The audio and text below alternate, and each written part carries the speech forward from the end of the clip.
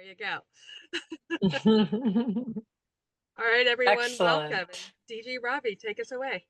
All right, wonderful. Yes, thanks for joining us this afternoon. This is the final in this series of our membership momentum that was put together by Amelia back in the spring. It's been a fantastic addition to the district, learning opportunities, particularly around membership.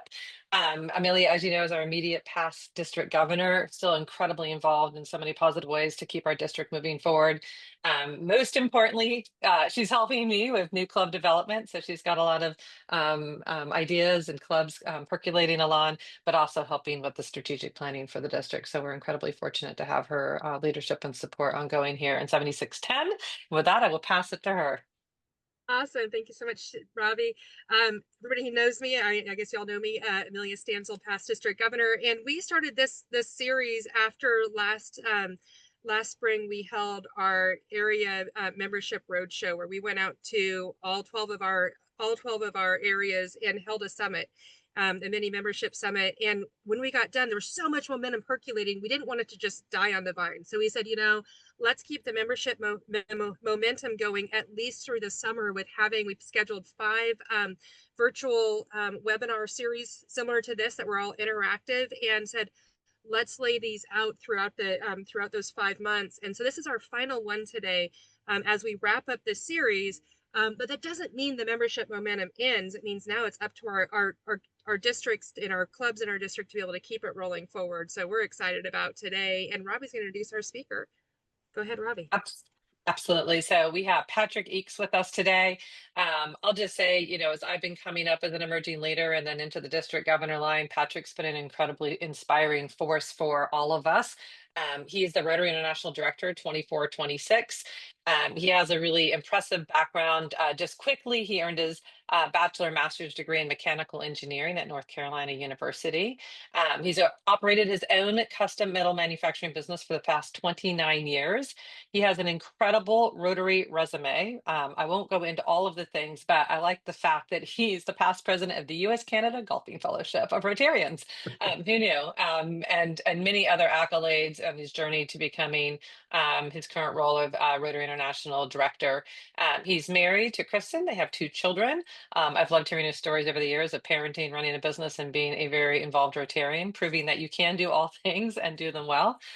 We're very fortunate to have him here. He is a recipient of the Distinguished Service Award and the Service Above Self Award. Mainly, he's just an all-around great guy, super down to earth, and just has a lot of great ideas in terms of building club momentum, helping with onboarding, some of which you'll be covering today, and just strengthening the Rotary brand overall. So with that, Patrick, I'll hand it to you. Thank you, Ravi. Thank you so much. And I appreciate the opportunity to be with you all. I'm maybe a little shocked. I did a membership presentation at Pat Borowski's district conference in April of 22. I was back for your in-person membership summit in September of 23. Most places don't have me a third time. I've totally worn up my welcome by then. So it's great to be back with all of you, and also looking forward to being at your Rotary Foundation dinner in November. I think it's on the 15th. So It sure is. We're really yeah, exciting news to share. yeah. Oh, well, good, good, good. We'll give it away. Okay, Gotta come be. not going to say a word. Not going to say a word.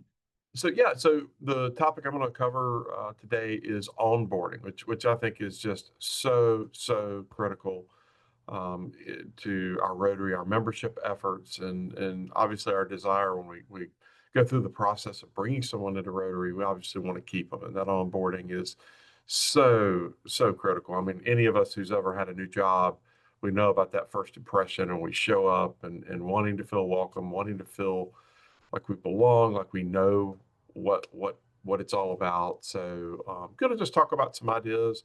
We have a reasonably small group here, so I had originally thought I would just do questions and answers at the end, but I think with this group, if you have questions as we're moving through, just raise your hand or just shout out. It's fine. You won't offend me at all. I'm an engineer, so maybe I'm not that creative. I'm going to talk about 3 phases of the onboarding process: pre-induction, the actual induction of the new member, and then post-induction. I know, like I said, so engineering like. But I will say that I think that communication is really key through all three of these, and I hope that that'll be a through line that you'll pick up on. So thinking about pre-induction before a person joins your club, um, I always think it's a best practice for that person to attend at least three of your club meetings, and I say that because they need to understand the personality of your club. They need to be sure that the vibe works for them, and not just Rotary in general or what they've been told about the club. It's not mandatory. Nothing I'm going to say today is mandatory, but I think it's a great idea for them to meet some people in the club on three visits to see what how you do things, how it feels, is it comfortable. Better to understand all of that before a person joins the club. And I also want to share something that I've seen some clubs do with just great effect.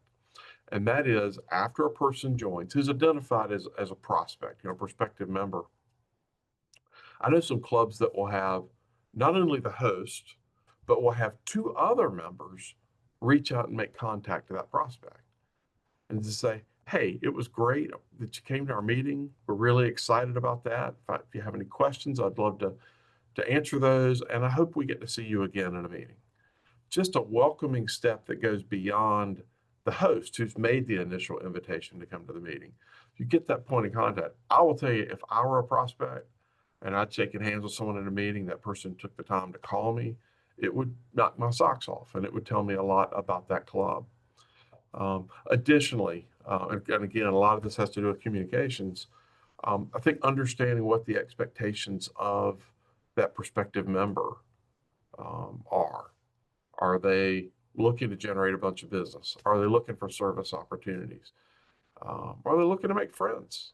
Whatever it may be, understanding what it is they want to get out of their club experience, I think, is important in terms of being sure there's a good matchup. And equally important, communicating the expectations of the club, in terms of participation, be it social events or committee work or service projects, certainly talking about the dues, what those expectations are.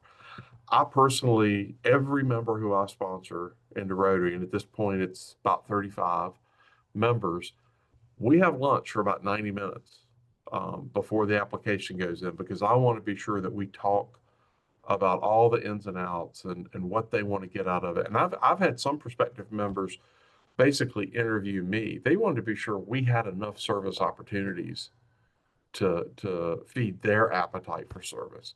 Well, knowing that, there's a future community service chair, right? There's someone just having that understanding of what makes them tick, what they want, what would a successful membership experience look like for them. And again, me able to communicate what our club expects from members. I just think it's really important to understand all of that before a person applies, certainly before a person joins a club, because I do think that one of the ways we sometimes lose newer members is just unmet expectations. They thought it was going to be one thing and it's another.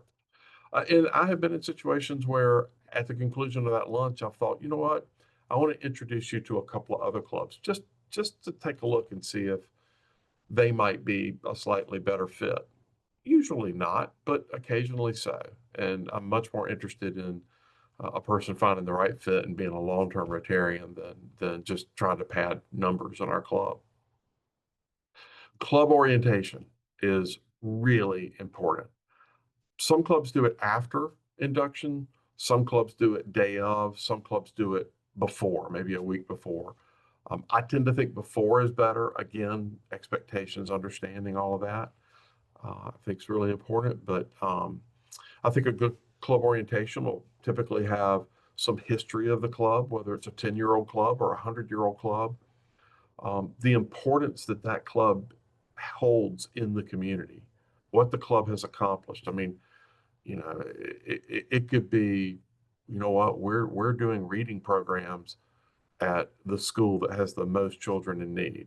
Or it could be the gazebo that was built downtown where, July 4th festivities are happening. Whatever it may be, your club is important in your community. And I think helping a new member understand they're joining something that really matters is part of that value equation. As well, bigger Rotary, and by that I mean Rotary International, understanding the power of this organization and the Rotary Foundation and being a part of ending a disease across the planet, as well as so many other ways that we're having an big impacts and environmental concerns. You all know Amelia is a crusader to end human trafficking. I mean, all of these ways that Rotary allows a simple person like me in North Carolina to change and improve and sometimes save lives in other continents.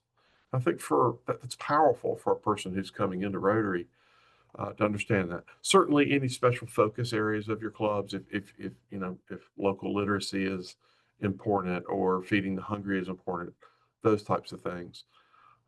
And I think it's important that the sponsor attend the orientation. I think that makes a statement about the importance of the orientation when both the person who's joining and the sponsor are at that orientation.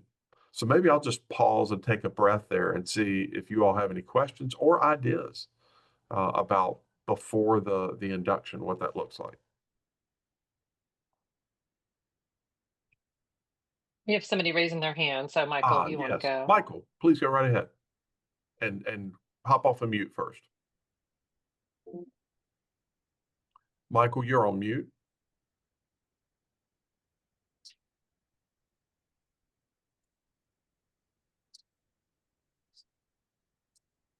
There Sorry. you go. Yeah. Okay. Sorry about that. So, uh, somebody applies to join the club, then they're not brought in by an existing member. So they don't have a sponsor per se when they come. We invite them to a meeting. But at what point do we say, well, do we match them up with a sponsor or a mentor?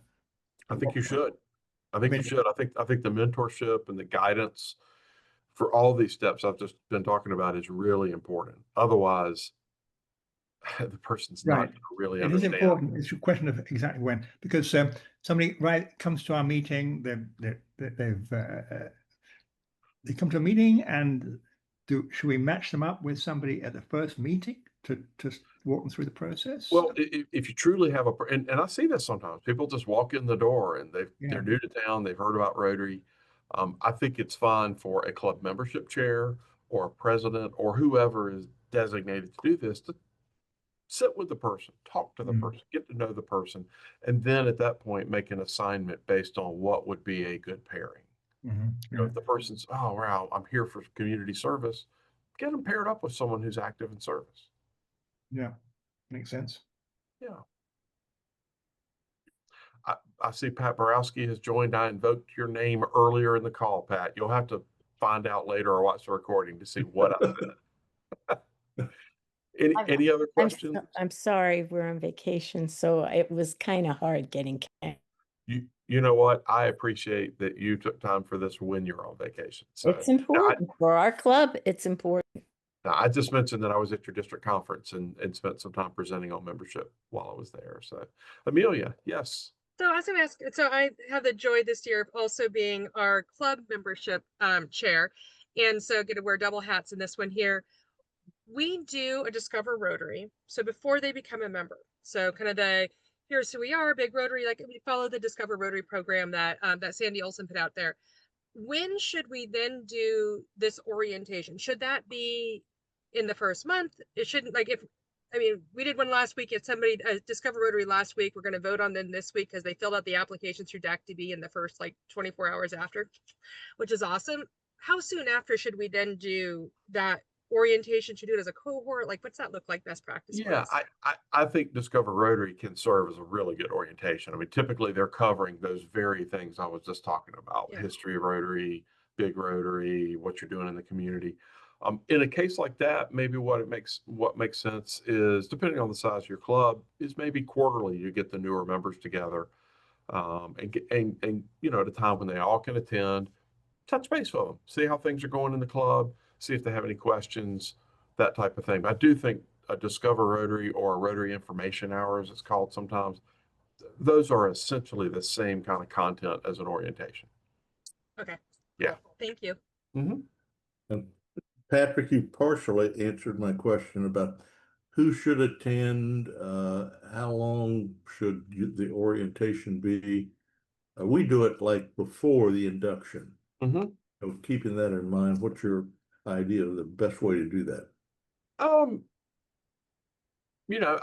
think I have seen orientations that take an hour. I tend to think something like 30 minutes is usually long enough to talk about those big subjects, but to taste for your club, whatever makes sense. I wouldn't make it 2 hours and I wouldn't make it 10 minutes, but Yeah. something in between that feels right for your club and maybe fits the personality of your club. If you use the recommended Discover Rotary, it's on the down from the website, it's a bit longer than 30 minutes, closer to an hour plus, Yeah, and some of that without questions. Yeah, some of that depends on how deep you want to dive on some of those slides. There are multiple Discover Rotary slide templates that are available, and it's not mandatory that you take a deep dive on every one of them. But again, to taste what makes sense for you, and I think especially if you do a couple of these, you'll get a sense of what's resonating with these prospective or these members being inducted, and maybe what's not resonating as much. Pat? Yeah, I think that we're certainly in our club struggling, and your comments, Pat, were so necessary about making sure that people we are soliciting who are prospects know about the club. People join clubs first, they join Rotary sort of second. Mhm. And where we see a disconnect is people talk and then they bring them on board, and then, oh, surprise here, surprise that. You have this foundation. Oh, you're asking me this. We have to be able to move the expectations of the club for the members earlier. And Mhm. there is nothing there should be nothing to, at least this is what our thinking is, unless clubs have better experience otherwise, to make sure we communicate what those expectations are. We're a very project heavy club, so we expect people to participate in those projects. If you're looking to just have coffee and chat, probably our club's not a fit for you.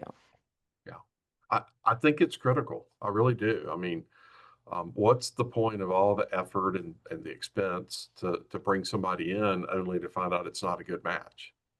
Just doesn't make sense. So that's why I always do that extended lunch. I want to be sure before I put my name as the sponsor on the application that we're just as clear as we can be about what the experience is going to look like, what we expect, what they should expect. And if I can just say something real quickly, Sure. what you were talking about and the number of touches that you identified from, in the recruiting, prospecting process, if you think about that, you are adding up those minutes. So it's not like a 5-minute conversation, a 5-minute conversation, you are having ample time for that person to get to know who you are, what you do, so that as they start to go through the formal application process, etc., nothing should be a what? I've never heard of that. You're right. It should all start to knit together and it makes sense, especially with some repetition. Yeah. All right. Well, let's move on to the actual induction.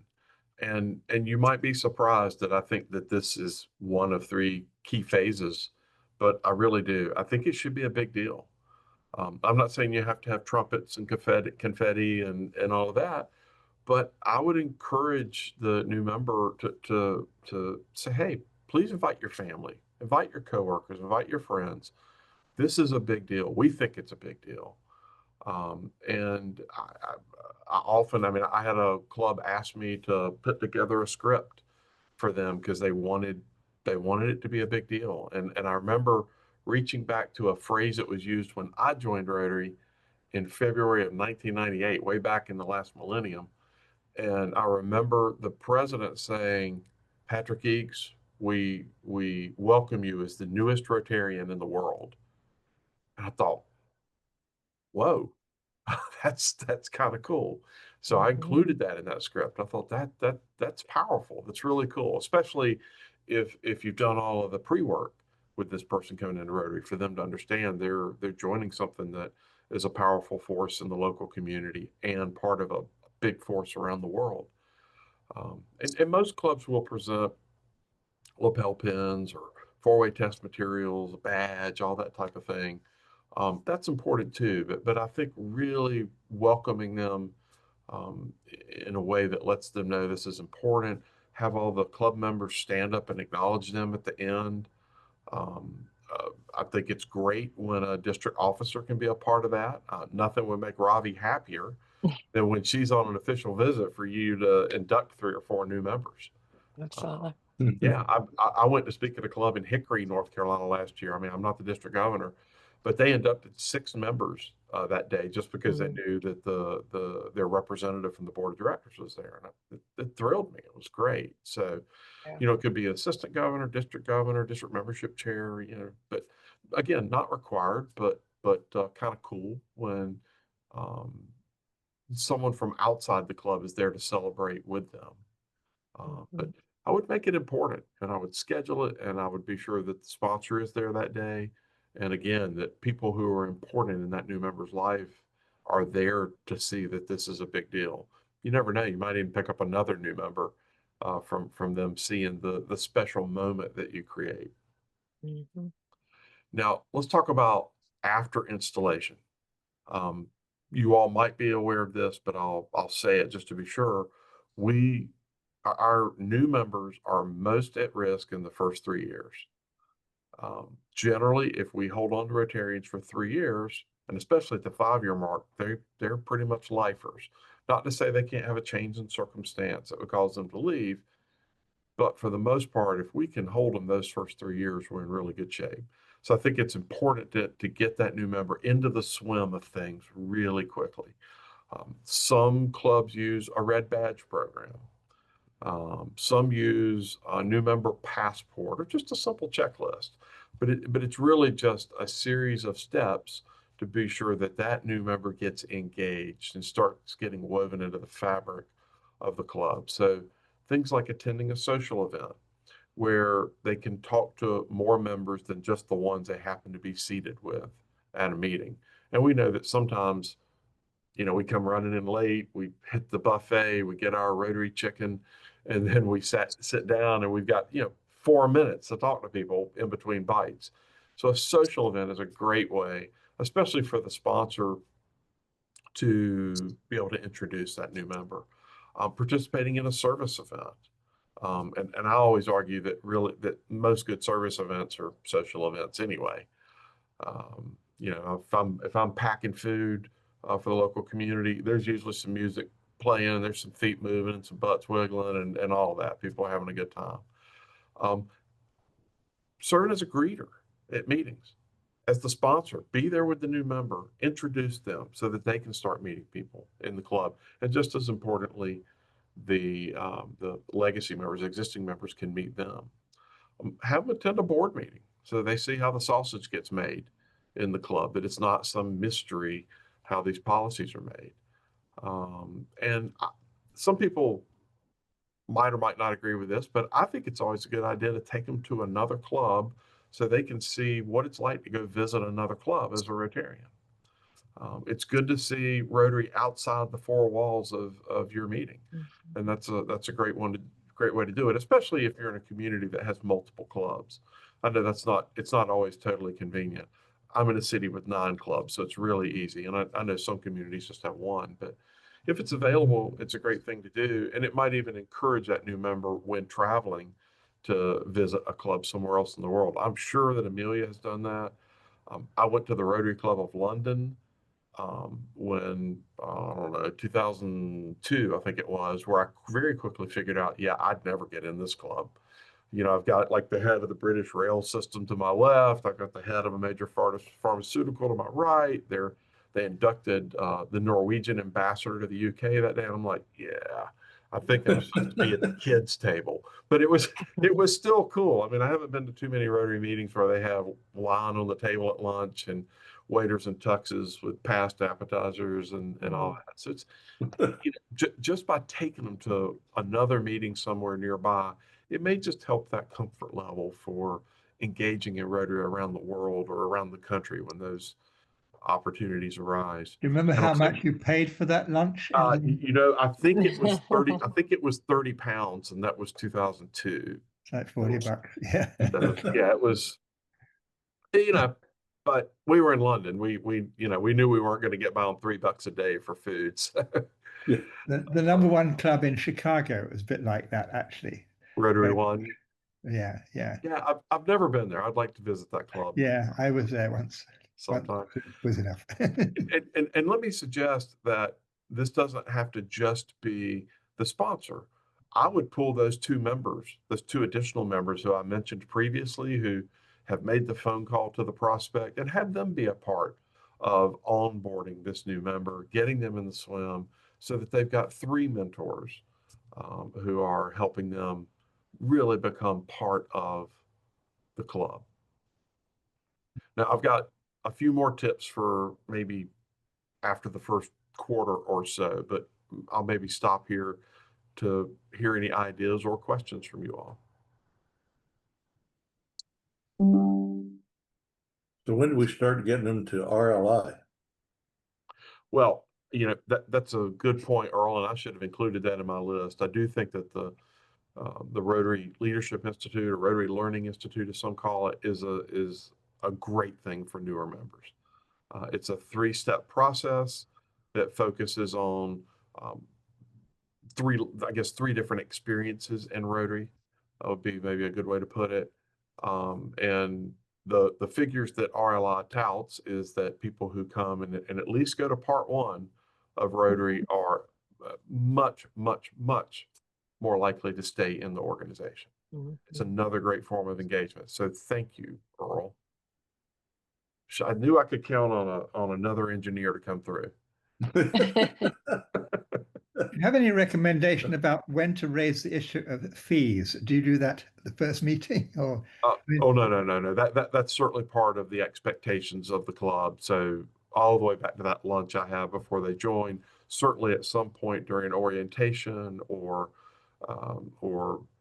Discover Rotary, I think you have to talk about the fees. That can't be a surprise. Yeah, I think it may be Amelia who suggested we don't talk about the annual fee, but the monthly fee. Monthly fee sounds much more. Well, and let me suggest something when it comes to that. I always suggest breaking out the fee between the actual dues and the food. Because Rotary is not expensive. Food is expensive. And whether if you're a club that is associated with a meal, breakfast, lunch, dinner, I think if you break those out, just from a psychology standpoint, people understand, okay, this is what it costs for me to be in Rotary. This is what it costs to eat. I would have eaten anyway. And it doesn't necessarily become part of, oh, it's $1,200 a year to be in Rotary. Are you kidding me? You know, it's whatever. It's $250 a year for my district dues and my international dues and the magazine subscription, my club dues, that type of thing.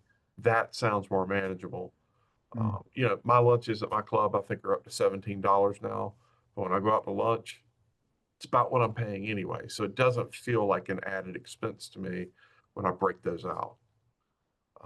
I am tonight, I have it on my checklist for tonight to follow up with a prospective member who I hosted yesterday at my club and to present to her the different levels of membership. We have service memberships, we have social memberships, we have full memberships, and all of the dues that are associated with that so that she knows exactly what it's going to cost. Pat? And then if you're, our club is expecting, okay, that people will come in and learn about the foundation, and will be a, sign up for Rotary Direct and $10 a month at the beginning. We call it the first steps of Rotary in our club. So that's something that we want to, certainly tell them. We can't force them to do that, but we hope within, the first 6 months that they will see what, the not just the expectation, but what is delivered as a result of that. And that really gets into talking about projects. So our fundraiser, everybody's got to participate. If we're going to do service projects, they have to be paid for some way. And to suddenly lay that on people after they've joined the club is, I think, a big rude awakening. And we're trying to figure out how to approach that. I think all of those types of things should be covered. I was a little bit non-specific about that because I know it varies from club to club. We cannot require anybody to give to the Rotary Foundation, as you note, but we can say our club has a deep appreciation for the Rotary Foundation. It's all our members believe in it, they support it, and this is how they support it. You can make it a pretty heavily implied expectation without being a requirement. And if that's the case for your club, it should definitely be covered up front. Just nobody likes surprises that affect their checkbook. I think everybody on here is old enough to know what a checkbook is. Patrick, may I? Of just course, step in? David. This is David Feld. Apologize for being late. Couldn't find my login. Oh, no, please. When you think about, you drink a cup of coffee a day, I do at least. And if you do Nespresso, it's like $1.10. So that's like 306. Yes, it is. You're getting an espresso for $1.10? Yeah. No, you're making it a home Wait, for $1.10. Do you make your own? Where are you getting Yeah. that espresso Wait for a minute. You mean $1.10? there's a discount Nespresso available? Am I learning something new? Okay, but go ahead. So $1.10, so $400 a year in espresso, right? Right. And people do that without blinking an eye. Absolutely. And so, and Rotary adds a lot more value to your life than that cup of coffee. Well, the cup of coffee adds a lot of value for some people like myself, but just one cup a day. But Rotary does add a lot of value. And if there's some way to quantize that value with regard to whatever else you're doing, it's really a bargain. Again, I think, that analogy works for you. It's authentic for Well, you. it doesn't work. No, but I'm saying, Rotarian. I'm not. no, I think it's great. And anybody else who hears it and it feels like, oh yeah, steal it. I have become known for a phrase I uttered in 2013 that I like to practice R&D in Rotary, which is of course rip off and duplicate. And it started to propagate. So if you hear an idea like that, I'd say steal it and go with it.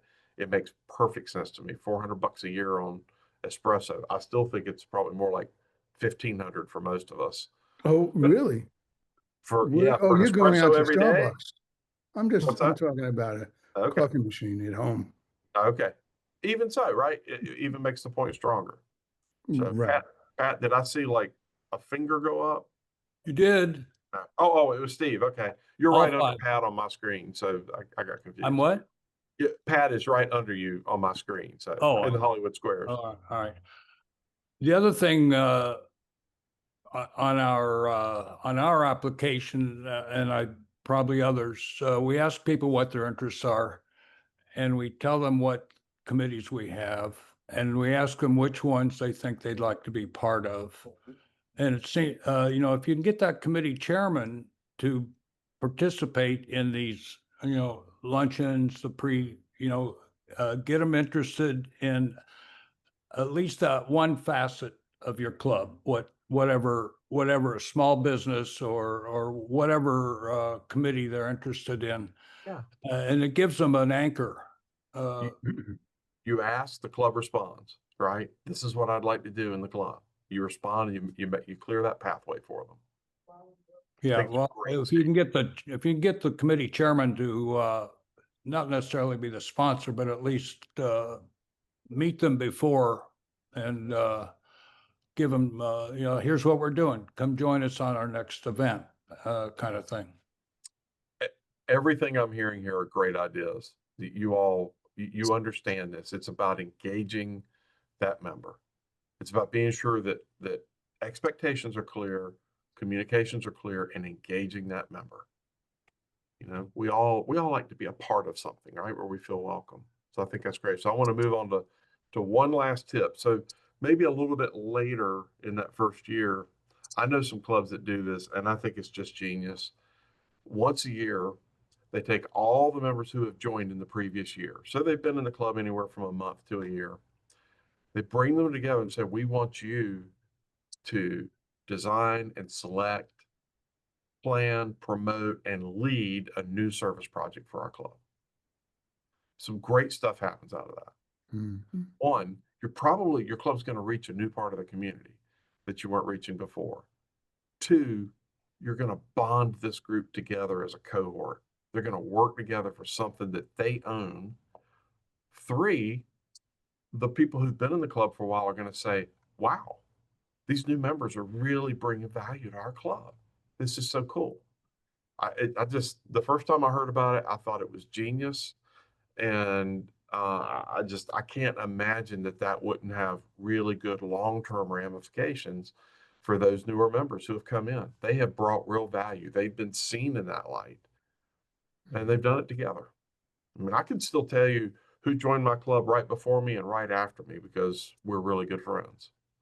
Amelia, I saw your hand. Yeah, I was just going to say, so when I joined Rotary back in 2006, the Gainesville Haymarket Club did that. It was all of us newbies within that 6 months, we had to plan and execute a project. We also had to call each and every one of the members to ask for money to fund said project. So it gave us a chance to call them, and they all had a heads up, and they'd all been through it before as well. Obviously, we were like a 4-year-old club at that point, but it was a really great way for us to meet all the members, to plan a project together, similar to you.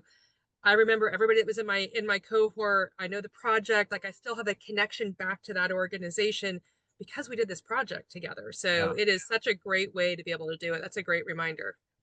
Thank you, Amelia. I promise we didn't coordinate that in advance. I'll tag on to that too. I think you're really make a good point, Amelia. When I started, I did the 2 years of the dinner at the local Salvation Army, but it immediately gave me a role that I could perform, and then it made an opportunity to make friends around that. Because I think particularly, I joined when I was 36, and I was probably one of the younger members of my club at the time. We didn't have a lot of lady Rotarians, and I think I felt a little like, is this a place for me, right? Do I belong in this space? And so being able to be a part of a service project and build that fellowship was really meaningful to me. So I think, again, the sooner we help people belong in that space, whatever that looks like for them, whatever purpose they want to serve or they feel drawn to, I think that's really critical, and helping to identify that during the onboarding process seems like an important step. Thank you, Governor. And the only surprising part of that is I didn't know you were already 36. So. Oh, thank you. Well, I try hard. On my day cream. So Yeah. what other ideas or questions do you all have? One thing to follow up on that last subject, as you bring people in and go through the orientation, should you sow that idea in their head and say, after you've been in here about a year, we're going to ask you to come up with, a service project. Sure. So be thinking about it. Be thinking about it. Yeah, absolutely. Might encourage them to establish some relationships with the other newer members too, in anticipation of the fact that they're going to be working together. It's premature, obviously, when you're getting started to imagine big Rotary, but I think for me at least, having exposure to Rotary outside the club was also really crucial in keeping me involved and excited about Rotary. And I can thank Wayne, who's in one of the little boxes here. He used to go all over the district, and I was like, I'm going to start following him around and see what he's up to. But I do think that that's helpful to also just introduce early on, and you've said it earlier, but the global nature of Rotary, and that's not for everybody, but I still have Rotarians. I had somebody say to me that he's not a Rotarian who sees me spend all my time doing Rotary. Oh, I had no idea. I thought it was just a local organization. I had no idea it was global. Our marketing person, actually, she was putting the final touches on my slide deck. She's like, wait, it's international? I'm like, What? yeah.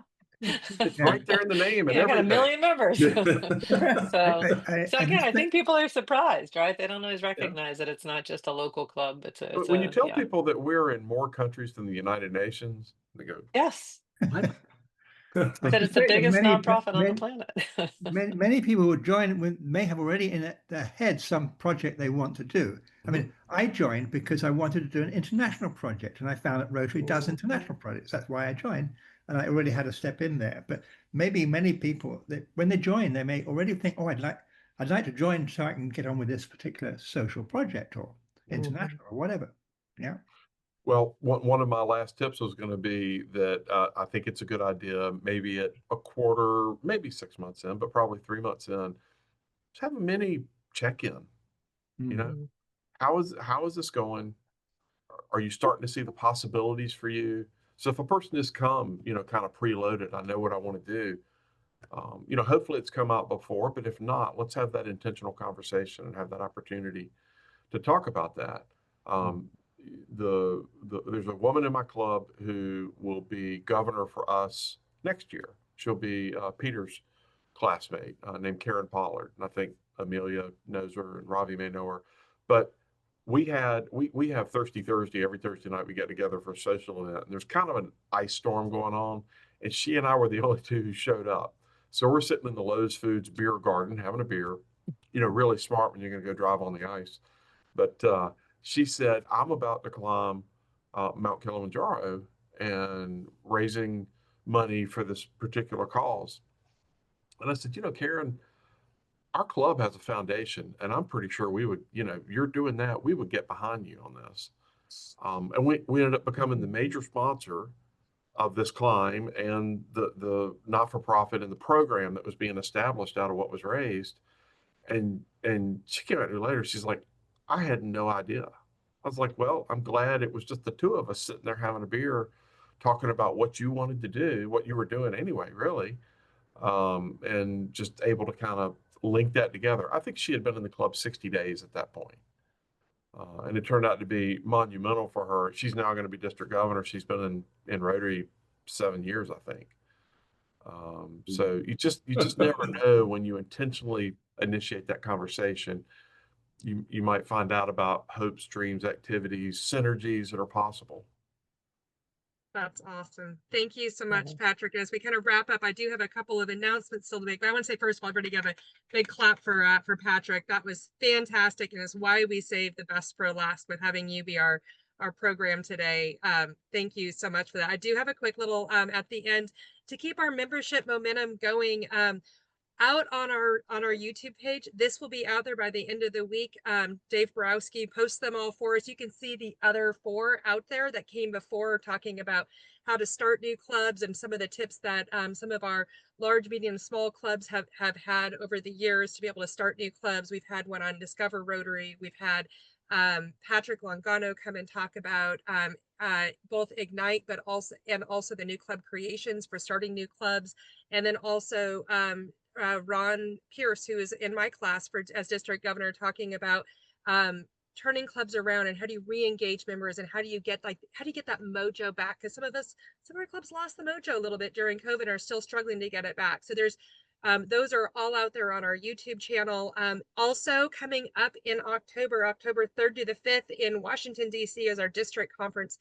It is joint with District 7620. It is an awesome time. Last year was fantastic. So many great speakers and events going on, and activities, a great way to meet fellow Rotarians from around the district, but from around 2 districts, and really go back with a lot of really great ideas. There is a new member or a first-time attendee discount. There is a Rotaractor discount, and everybody else, you're back at full price, which is still not bad. So I hope that you'll come and you'll enjoy and have a wonderful time at district conference. And then those are the main upcoming events between now and October. So with that, I want to say thank you all very much for being here today. Thank you again to Patrick and to DG Ravi for hosting and being here and facilitating. It is wonderful to see you all. And with that, keep the membership momentum going. Thank you. Good to see everybody. Thank you, Patrick. Thanks for Bye. joining us. Y'all have a Thank good you. day. Take care. Bye. Bye.